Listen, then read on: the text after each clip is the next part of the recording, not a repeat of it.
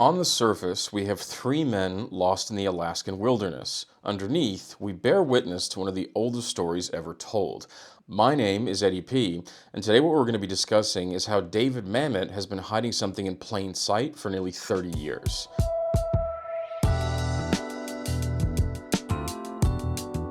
Today we're talking about a movie called The Edge, but before we discuss the film, we have to first speak about the man who actually wrote the screenplay, David Mamet.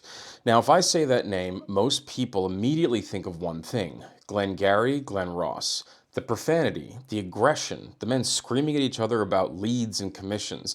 And look, it's really a good film, but if that's all you know about David Mamet, you're really missing out on a whole lot. Because David Mamet is one of the greatest chameleons in the history of American writing. Most writers have a signature that you can spot from a mile away. Aaron Sorkin, you know it's Sorkin in 30 seconds. The walk, the talk, the rapid fire idealism. It's big, it's beautiful, it's unmistakable. Then you have people like Quentin Tarantino. You got pop culture references, you got non-linear story structure, you got trunk shots. You always know Quentin is the director and also the writer. But Mamet doesn't do that. Mamet writes what the story needs, not what his ego wants. Glengarry Glen Ross needed raw, brutal repetition, men drowning in their own desperation, kind of like hyenas ready to kill each other for the last scraps of food. The Untouchables needed something operatic, almost Shakespearean. It's men of honor against men of power. Then we have Ronin. Now this needed pure, functional tension.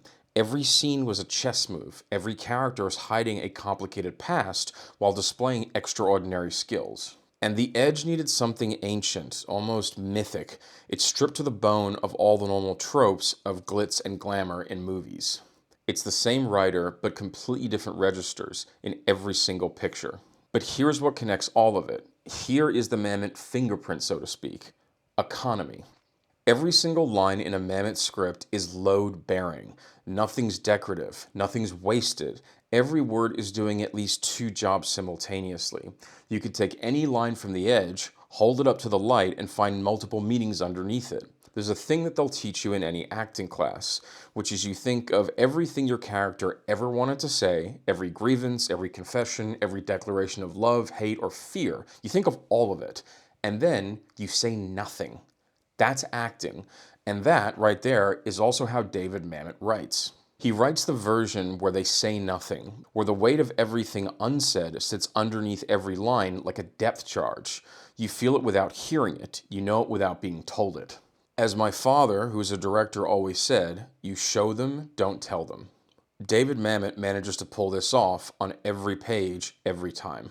This is the man who wrote The Edge. And once you understand that, you'll never watch this film the same way again.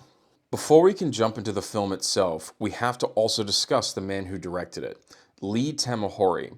Now, if that name doesn't immediately ring a bell, that's actually the point. Tamahori is not a household name. He doesn't have a Scorsese-sized reputation or a Tarantino-sized cult following. But look at what this man created before he made The Edge. Once Were Warriors was made in 1994. It's a brutal and many would say honest film set in the lower middle class suburbs of Auckland in New Zealand. It centers around a Maori family being destroyed from the inside out by domestic violence, poverty, and the slow eradication of their cultural identity. It's raw, it's unflinching, but it's also deeply human. For Americans, it kind of feels like Boys in the Hood, insofar as that it's a story about people in one of the worst neighborhoods in the so-called civilized world. One of the most powerful films to ever come out of the Southern Hemisphere. Then we have Mulholland Falls. This is a movie that could not be more different than Once Were Warriors. This one is a 1950s LA noir movie. It's about cops, criminals, sex, fedoras, corruption, and a plot that'll keep you guessing till the very end. It's got atmosphere dripping off every single frame of film. Nick Nolte leads a squad of detectives who are no more moral than the criminals they're chasing. Same director, completely different worlds. And, much like Mr. Mamet, there is no one style where you go, aha, this is a Lee Tamahori movie. He finds a way to mold himself into whatever the film needs. He serves the story. He doesn't impose himself on the story. In this picture, speaking of The Edge, he let the wilderness be the wilderness. He let Hopkins be Hopkins. He trusted the material. That kind of directorial humility is rarer than you think, and it's one of the reasons The Edge works as well as it does.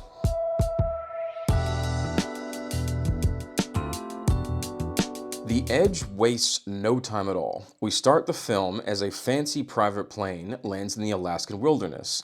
We are then introduced to our main characters. Anthony Hopkins as Charles Morse, a highly successful businessman who is always kind, fair, courteous, and has an insatiable curiosity. He's always reading, he's always learning, he's always absorbing, and he's always watching. His main counterpart is Robert Greene, who is played by Alec Baldwin. He's charming, he's funny, he's witty, and he's really good at his job as a photographer. He seems like the kind of guy you'd love to have a few beers with. Stephen is played by Harold Perrineau. He has a real everyman quality about him. He plays Greene's camera assistant, he's pleasant, friendly, and brings a sense of normalcy to the entire world around him. And then we have Mickey Morse, played by Elle Macpherson, who is Charles's wife. She's a model, and she's the one being photographed in the Alaskan hinterlands. Through some simple and clever dialogue, we know quite early that these people are all city folk. We also learn very quickly that Charles Morse is a billionaire, and this movie was made back when being a billionaire was far more rare than it is today. So everyone, even the people living in the woods, know who he is right away. After arriving at the lodge, Mickey asks Charles to make her a sandwich. Charles heads downstairs to find an open door with fresh food sitting on the kitchen table. He's been warned this kind of behavior attracts bears. Not long after he shuts the open door to the lodge, he's then attacked by a bear in the lodge kitchen. But it's not actually a bear. It's just Robert wearing a bear skin. This whole elaborate prank has been set up to get Charles downstairs because it's his birthday, and he finds himself in the middle of a surprise party, champagne and all, as he tries to recover from what would have given anyone a near heart attack. For his birthday, he's given a knife as well as a book about survival in the wilderness. The next morning, Greene tells Charles he wants to fly deeper into the wilderness to photograph a local indigenous hunter. Charles decides to join them. They find the hunter's cabin, but he's left a note explaining that he's bear hunting further north. The men decide to travel even further into the wilds. This time when they're in the plane, Charles turns to Robert and says, simply, calmly, without any drama, "How are you planning to kill me?" Charles is not stupid. Charles has been watching Robert with his wife. But before Robert can provide a meaningful response, their small plane strikes a flock of birds. The engine fails, and then the plane goes down into a freezing Alaskan lake. The pilot does not survive. 3 men, Alaskan wilderness, no radio, no rescue coming, miles from anything resembling civilization. Their only saving grace is that Charles had the sense to grab flares from the plane. And this is where the edge truly begins. Because within minutes of the crash, Charles does something that surprises everyone, including the audience. He takes charge, completely and without hesitation. The billionaire, the man who everyone assumed was a passenger in his own life, becomes the leader. He's not barking orders, he's not giving presentations like he's in a boardroom. He just takes charge and starts to figure out how the men will find their way back to civilization. Robert had made the not-so-bright choice to take the note the hunter left on his cabin door. So no one at the lodge, not back in some office in New York, knows where these 3 men actually are. Charles comes up with a plan. Find a peak, set off a flare, get help. And then we're introduced to the next and most important character in the film, the bear. This is a full-grown male Kodiak bear, the second largest land predator on the planet. This bear means business, and it starts to hunt the 3 men. Even after dodging the bear's first attack, the men manage to spend a whole day walking and wind up right back where they started, just after the plane crashed. This is where Stephen has a mini meltdown, and Robert is not far behind him.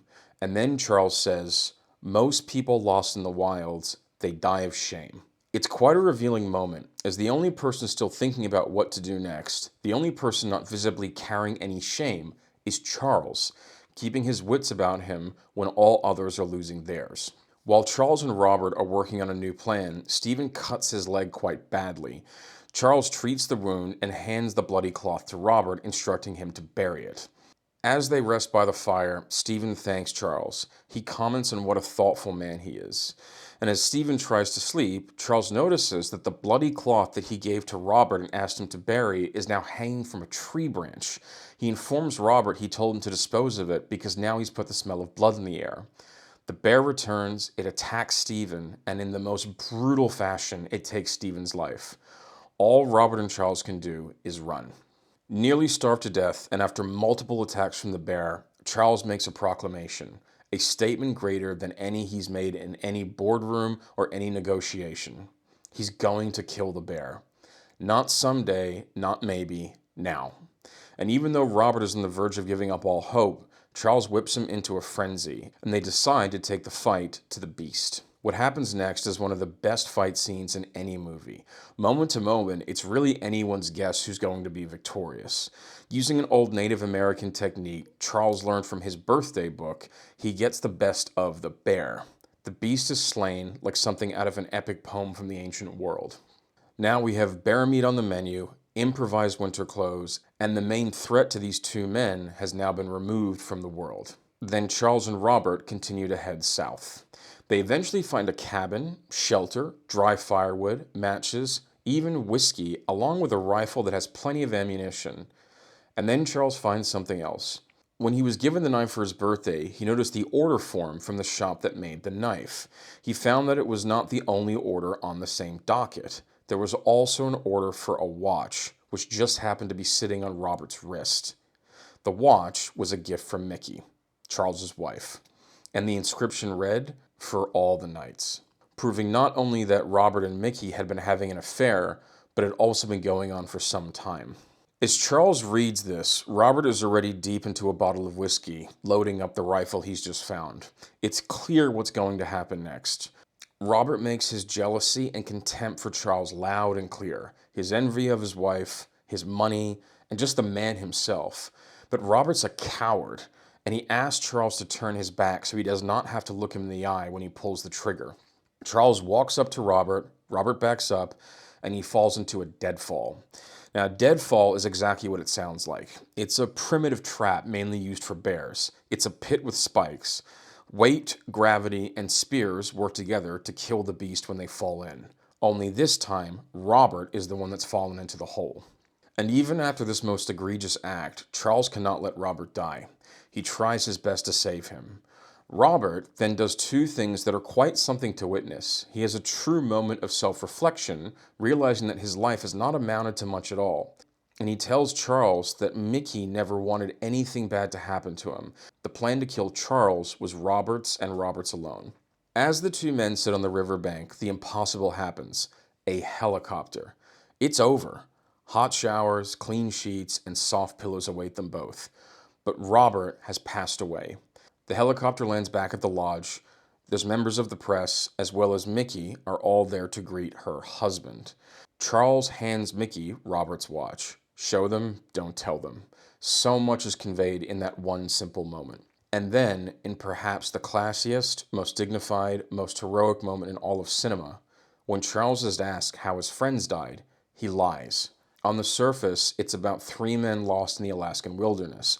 Underneath, it's actually one of the oldest stories ever told, and we're going to get into that.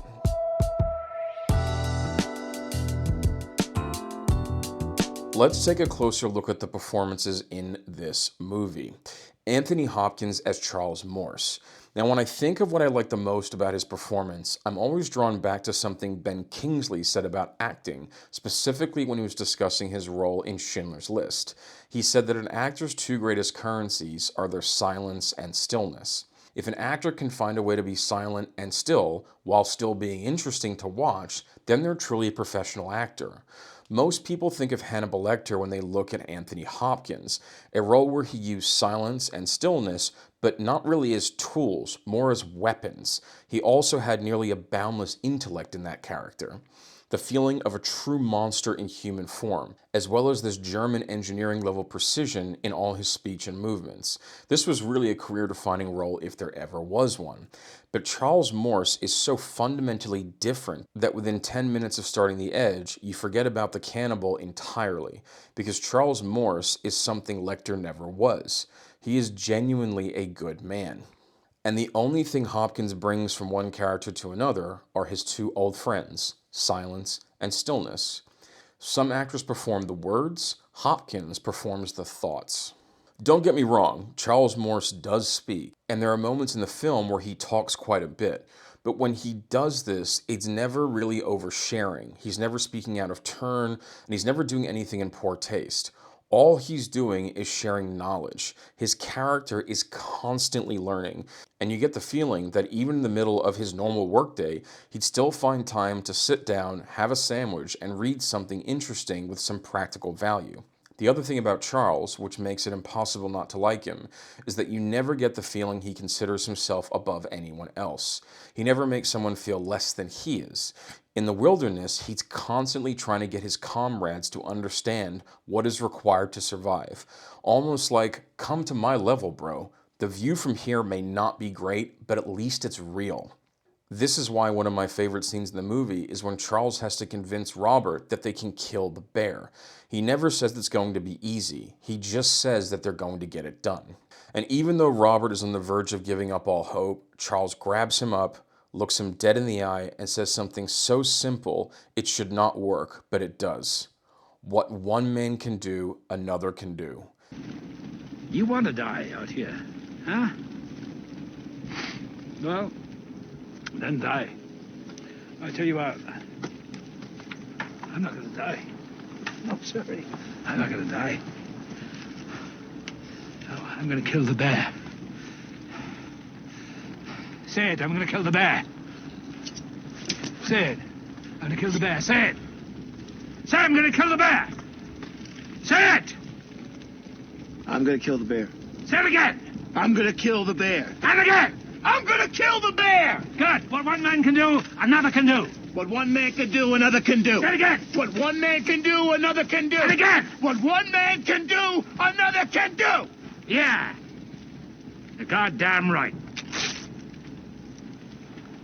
Today, I'm gonna kill the motherfucker. Imagine the energy you get after listening to 3 days of Tony Robbins, except Charles gets you there in 2 minutes. Then they decide to take the fight to the bear. Charles is not fearless. He's simply refusing to surrender to fear. And what weak or cowardly people forget is there can't actually be courage without fear. He is scared. He's just not controlled by it. But of all the moments in this film, there is one that stops everything cold.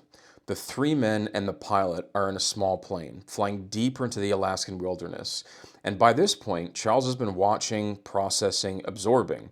And he's really been watching Robert and Mickey for some time, watching the glances, watching the small moments, the things that most people would miss, but not Charles. And so he turns to Robert, completely calmly, the same energy you would use if you asked someone to pass the salt at the dinner table, and he says, How are you planning to kill me? Not a panic, not an accusation, not a confrontation, just a question. And what that moment tells you, if you're paying attention, is that Charles has known for a long time. He's been thinking about this through the whole journey, watching, calculating, waiting for the right moment to let Robert know what he knows. Hopkins delivers it with such simplicity that it stops the film dead. Then the plane crashes, and Mamet never lets Robert answer. That is silence and stillness as a superpower. That is what separates Anthony Hopkins from almost everyone else who's ever stood in front of a camera. He's not performing what Charles is saying. He's performing what Charles is thinking and has been thinking about for days. As Charles has known this moment was coming long before Robert loaded his rifle, Charles has figured out his suspicions about Mickey and Robert are true, and he also figures out that Robert is going to kill him. Even then, he's heartbroken, betrayal is coming in from every direction, his impending doom is nearly a certainty. He still remains calm. He still remains still, giving away nothing, never panicking, just watching and thinking. As Robert is about to shoot Charles, through some simple and almost subtle movements, Charles almost wills Robert to tumble into the deadfall. And even after he does, it seems like Charles's heartbeat never goes above 70 beats a minute. And his tone of voice never rises above anything that would be acceptable in a church. That is more of your silence and stillness, fully spent from one of the greatest to ever do it. Then we have Alec Baldwin as Robert Greene. Let me tell you something that might surprise you. I don't think Robert Greene is really a villain. I think he's something far more interesting than that, and far more human. Robert Greene is charming, like genuinely charming, not perform charm. This isn't manipulation dressed up as warmth. He's the kind of man who lights up any room he's in, and he knows it. He's funny, he's witty, he's the kind of guy you'd absolutely want to have at your dinner table. And Baldwin plays all of that completely straight. There's no winking at the audience, no hint of darkness lurking underneath a smile. Because here's the thing about Robert Greene that most people miss. The darkness is not underneath the charm. The charm and the darkness exist simultaneously. They are in the same man. Robert Greene is simply the most solipsistic human being in the Alaskan wilderness, possibly on the planet. The world exists as a mirror. Everything in it is a reflection of what he has and what he doesn't have. And what he does not have, what he's never had, is what Charles Morse has. It's not really the money, it's not even the wife, and it's not the status. It's the depth, particularly the depth of character. And here's the thing about Robert that makes Baldwin's performance genuinely tragic, rather than simply villainous.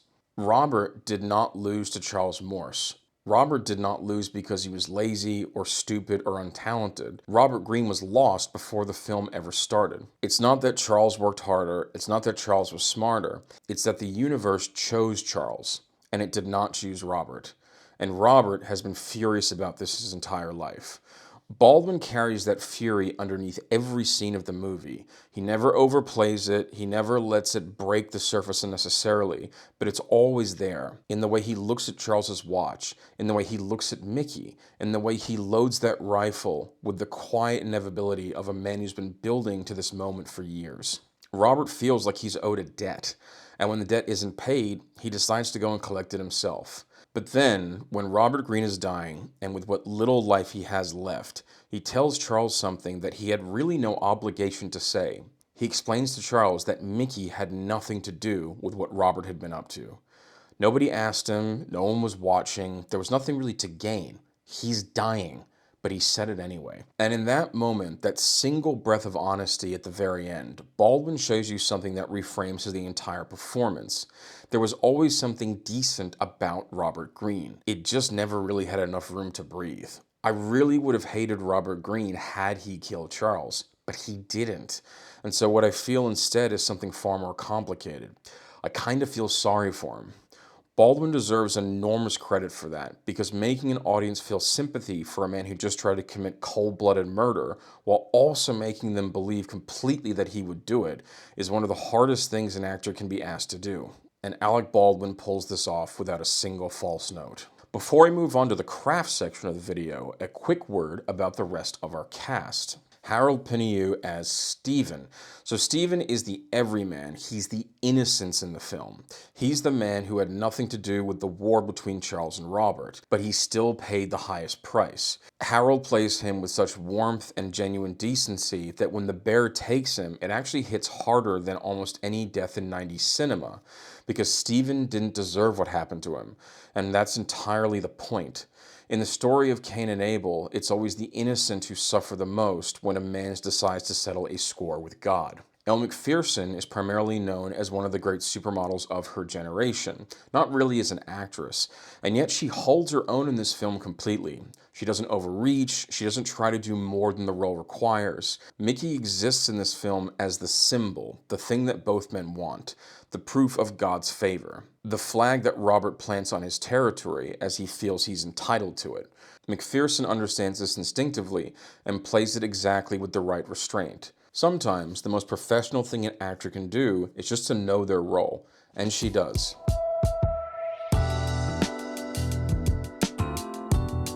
So, the directing, the cinematography, and the deeper architecture of what David Mamet and Lee Tamahori actually built. We're going to start with the camera. Now, most directors faced with a landscape like the Alaskan wilderness would do one of two things.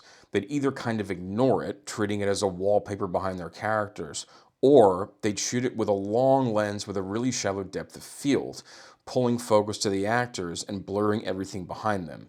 It's clean, it's safe, but it's really kind of conventional. Tamahori does neither of these things. He shoots a lot of really wide exteriors with a deep depth of field, almost constantly, which means that when you see Robert and Charles in frame, you also see everything else behind and around them. This is the mountains, the trees, the endless frozen expanse. Every single direction is hostile. Every single direction is more wilderness. And this is not just an aesthetic choice, it's actually a storytelling choice.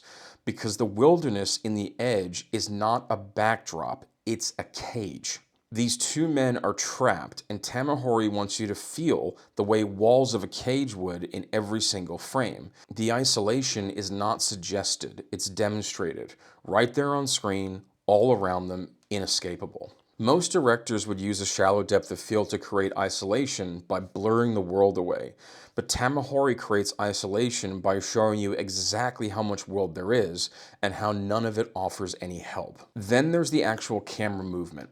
Now, for most of the entire film, the camera's locked. It's either on sticks, which is just another word for a tripod, or on a dolly, and then maybe they're using the occasional Steadicam, but it's still controlled, it's deliberate, it's still. And the stillness does something quite extraordinary. It just makes you feel like an observer. There is a clear fourth wall in this film. You're not inside the story. You're not running with these men through the wilderness. You're watching them. You're witnessing their lives. Kind of like a judge in a courtroom observing the evidence before delivering a final verdict. Tamahori is inviting you to watch Robert and Charles and lay judgment on them as and when you see fit. Then the bear attacks. And this is where the camera actually goes handheld. Suddenly, you're actually inside the picture. You are part of the chaos, you are part of the violence, you can sense the actual desperation. And it works so completely because Tamahori has now earned this scene. You got 40 minutes of stillness, and then you got 30 seconds of chaos, which makes it even more terrifying. That is craft and knowing when to bend or perhaps even break your own rules. Then there are the two shots. Now, Tamahori returns again and again to two shots throughout the film, which means both of these men are in frame simultaneously. And the genius of a simple two shot is actually threefold. First, we have economy, which we've talked about multiple times in this video.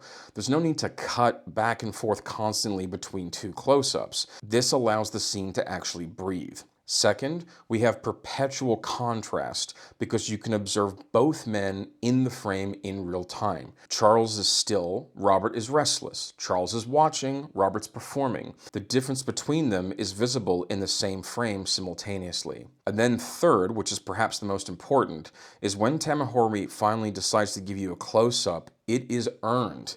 It's like you've been living in wides and two shots for so long that when the camera finally does move into a close-up on Hopkins' face, it feels like a punch in the stomach. That is visual economy and visual mastery at its finest. Now, I want to tell you something about this film that I only fully understood recently. Something that when it clicked, it sent goosebumps up and down my entire body. And once you see it, you're never going to watch The Edge the same way again. On the surface, this is a survival thriller. It's really man versus nature.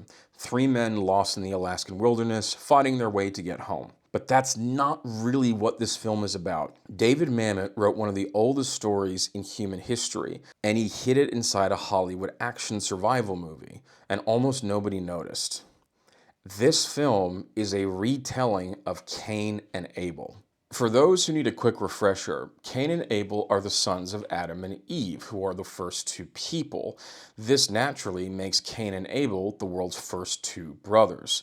Both make offerings to God, but God favors Abel's offerings, because Abel gave the very best of his flock in true faith and obedience, whereas Cain's offering lacked sincere devotion.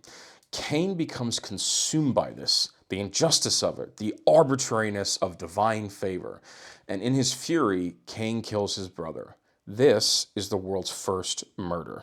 Now, I dare you to watch The Edge again with that in mind. Charles Morse is Abel. He's not just wealthy, he's worthy. He's kind without effort. He's generous without performance. He's curious without ego. He's thoughtful as a default setting, not a choice. As Stephen said in The Wilderness, you're a very thoughtful man. He works hard. He loves one woman his entire life. He reads, he learns, he shares knowledge freely with anyone who needs it. God chose Charles Morse. and it shows in everything he does. Robert Greene, on the other hand, is Cain. And here's what makes Robert Greene a genuinely tragic person rather than simply a villainous one. Robert is not starving. He is not suffering. He is charming and talented and funny and desired. He has more women. He has more fun. He has more freedom. But God gave more to this short, older man with a funny accent. Robert is younger than Charles. He's taller than Charles. He's better looking than Charles. And still, the universe chose Charles. Think about it this way. Imagine three brothers. One went to Harvard and became a lawyer, one went to Stanford and became a doctor, and the third is Bob. Smart enough, talented enough, charming enough, but never quite enough of anything to close the gap between himself and the men the universe deemed to favor for no particular reason that he could ever identify. He did not lose because he was lazy or stupid. He lost before the game even started. He feels owed by life, by circumstance, by God himself. And this is why it's impossible for me to truly hate Robert Greene. Because his fury is not born from evil. It's born from a wound so deep and so old that he probably can't even identify where it started. Now, the wilderness. In this movie, the wilderness does not represent Eden. Please don't make that mistake. Eden was infinite in resource. It had no danger, had no death. It didn't really have any consequence aside from obviously the tree with all the magic fruit. But God provided everything in Eden. Nobody needed to take anything from anyone else. This world, the world the film is set in, is the world after Eden was destroyed, after Adam and Eve were cast out of the garden. This is the fallen world, the world of consequence, the harsh, unforgiving place where resources are scarce and the men have nothing to hide behind. And this is exactly where Cain killed Abel. Not in the garden, in the wilderness. Mamet put his Cain and Abel story in the only place it could really be truthfully told. The fallen world. And what does the fallen world reveal? Well, it shows us that Charles has been blessed by God with wealth, a good wife, curiosity, and grace, and he is still worthy of every blessing when everything is stripped away from him. The wilderness does not diminish him, it reveals his true character. Robert, who resented those blessings his entire life, is revealed in the fallen world to be exactly what he always feared he was, a man who never deserved them in the first place. His own words condemn him. I'm dying and I never did a goddamn thing. These are not a villain's last words. That is Cain finally understanding the verdict. But then, and this is where Mamet really shows his genius most completely, Charles does something that stops you cold. Robert falls into the deadfall, into the trap, destroyed in some sense by his own stupidity. And it just feels like biblical justice is now playing out in the Alaskan wilderness without a single word of dialogue. But then Charles reaches in and he tries to save him. The man that just tried to murder him in cold blood. Charles reaches into the pit and tries to get him out. Back to safety, back to health, back to civilization. In the Bible, after Cain kills Abel, God places a mark on Cain, not as a punishment, but as protection, so no one will harm him as he wanders the fallen world. Charles is kind of doing the same thing, Abel protecting Cain. And then, when the moment comes that ties everything together, the helicopter lands, the press, Mickey, and when they ask Charles how his friends died, he lies, and he says, "They died saving my life." Charles does not just try to save Robert physically, he saves his memory, his reputation, what will outlive all of them. He tells the world that Robert Greene was actually a hero. That's not class, that is grace. That is Abel, favored by God from the beginning, using that favor one final time to protect the brother who tried to kill him. David Mamet hid all of that inside a survival thriller about three men and a bear, and almost no one noticed.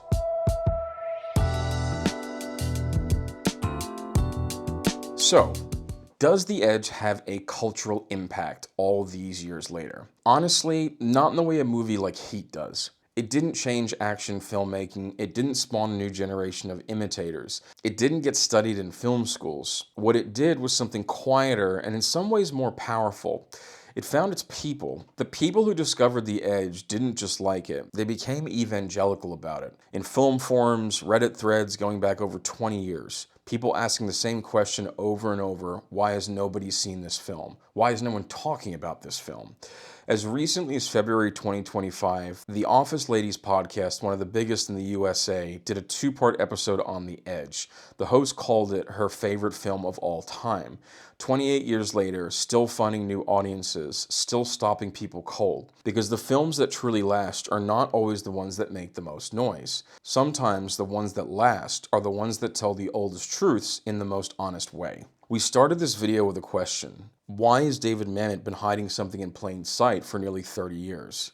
Now you know. 3 men in the Alaskan wilderness, Cain and Abel, the fallen world, a good man refusing to become less than who he is, no matter what the wilderness demands of him. If you've never seen The Edge, go watch it tonight, because what one man can do, another can do. I'm Eddie P. I'll see y'all next time.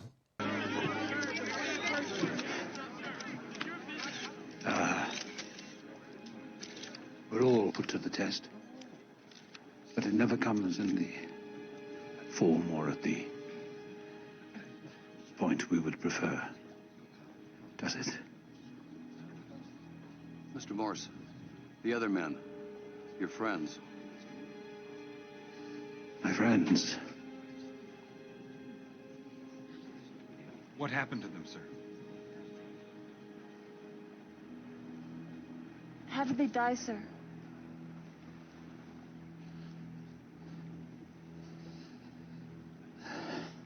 They died, saving my life.